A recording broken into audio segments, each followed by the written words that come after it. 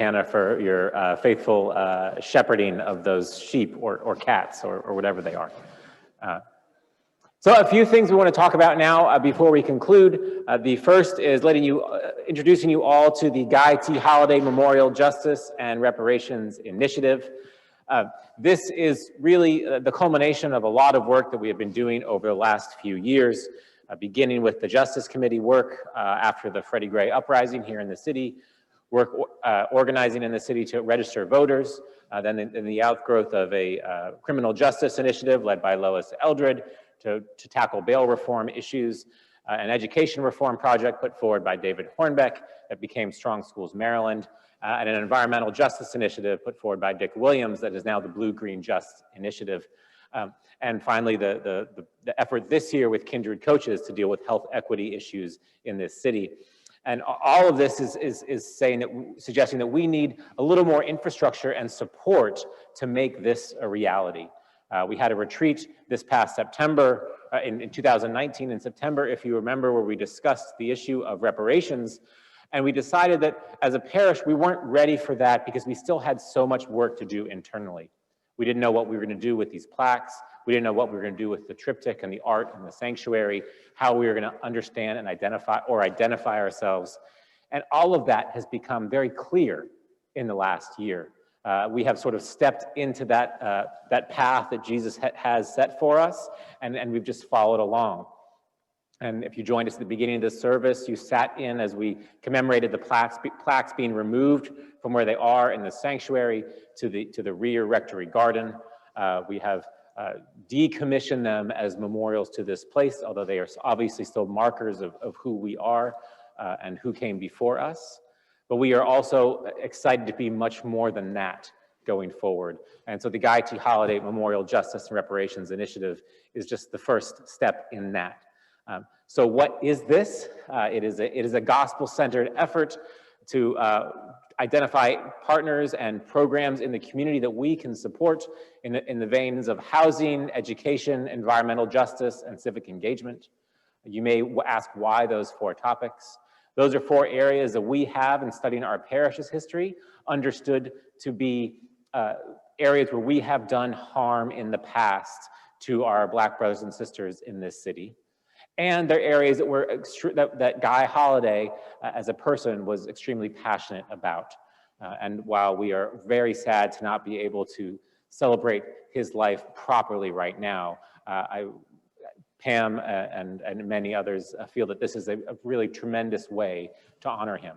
And fittingly, the first act from the Guy T. Holliday Justice and Reparations Initiative will be to plant a grove of trees at a local West Baltimore elementary school in May. And I hope that you will join us for that effort. So what is this commitment exactly? This is a 5-year commitment, $100,000 a year towards justice and reparative activities here in West Baltimore.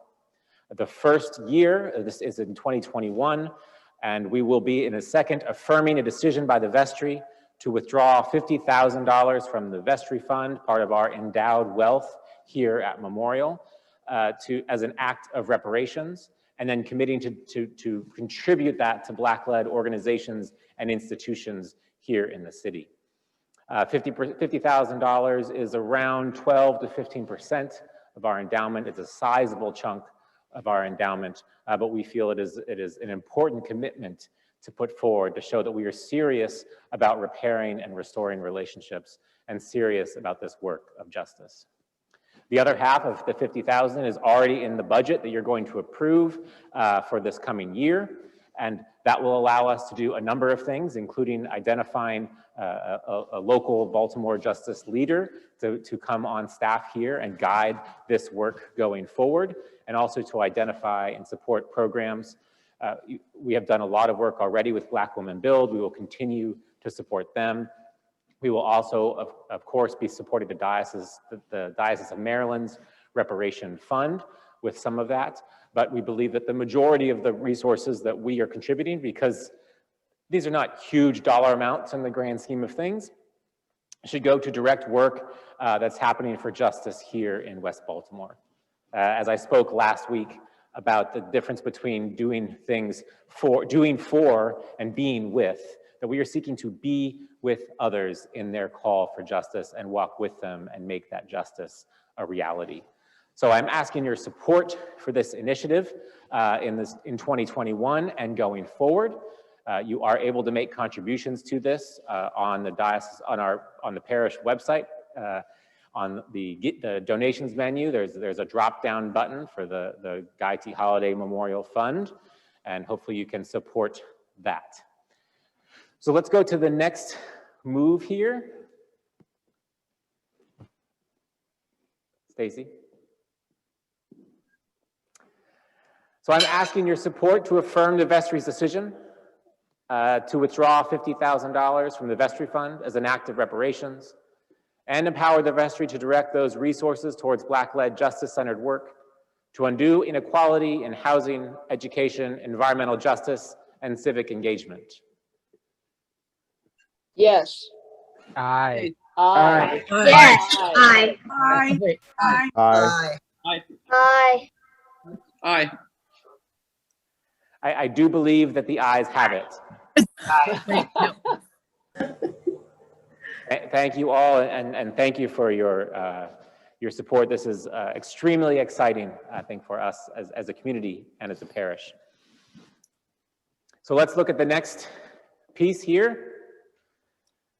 And now we're going to talk about the Memorial Makes Room campaign, and in a moment I'll invite Deacon Natalie to come share some words. But, right? Okay. So what is Memorial Makes Room? Memorial Makes Room, there is a link in the chat box to the website about this. This is similar to the capital campaign we discussed at the last annual meeting. But over the last year, you and I and we have all become aware of how tremendously, how the inequality that has been brought to light because of the COVID-19 pandemic. And that's doing just a simple capital project in the sanctuary is not very fitting in memorials attitudes, and also not following the gospel.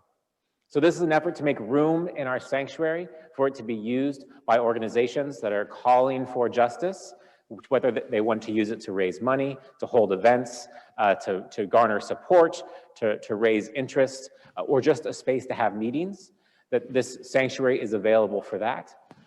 Also a space where we can better resource the organizations that we have helped to support, Blue Green Just and Strong Schools Maryland and Kindred Coaches and the Samaritan community, who could use a large open space with adequate heat and lights and decent floors and air conditioning so that they can have events and meetings throughout the year. And of course, a place where we continue to explore and share our faith. The reality is that we live in a consumer church world. And while there are lots of people out there who love what we do, if they don't love being in our space, they may never come in the doors. And so making sure that our sanctuary is an open and welcoming place for everyone as they come in, and that they're not worried about tripping on floors or being too hot in the summer or too cold in the winter, or squinting to read the print in the bulletin because the sunlight isn't quite out. So the Memorial Makes Room campaign has three efforts. It is a capital campaign project to remove the floor in the sanctuary and replace the floor with all new cork flooring, keeping the concrete strip and the terrazzo floor and the tile, and those will be refinished, and the rest of it will be one level of cork flooring, to install a modern and efficient HVAC system in the sanctuary that will both heating and air conditioning here in this space. The heat will help support the boiler that works in the winter and will cool the space in the summer. This is particularly important now in this sort of post-COVID reality we're entering. One of the things they found to be most effective is regular circulation of air and a good mix of outside and inside air. And this place can be fairly stagnant, and having two large air handlers that are blowing air in and out and taking air from the outside and bringing it in will also make it a safer place for people to be. And finally, lights. We will keep the lights in the sanctuary, but we will add additional uplighting onto the roof to provide for just a brighter, more inviting space when people come into this space, and make it easier for organizations to have meetings and events. One of the frequent critiques we've gotten from groups when they've come to use the space is that people just couldn't see it in the sanctuary. And so being able to rectify that is important. This is a $550,000 project. It is a large project for a church of our size, but don't freak out. We already have, I should have memorized the numbers, but more than 460,000 of that pledged and given. So we are looking to all of you to contribute an additional $95,000 to make, I think there's a slide in there with this information, right? There we go. Additional $95,120 in pledges over a 3-year period to make this happen. Pledges can be given over 3 years because we are receiving a Mittendorf loan from the diocese that is a loan, a very low interest loan from the diocese to support church renovations that we can pay back over a period of time.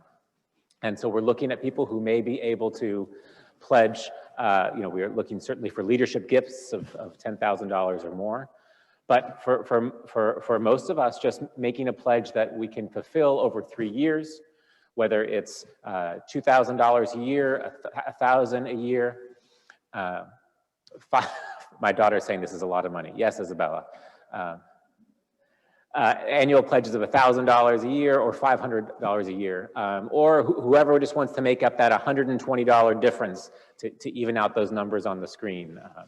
All gifts are of course, sacred and welcome, but we certainly need your support. So I'm gonna invite Deacon Natalie to talk about why these projects of justice, community, and faith are important to her.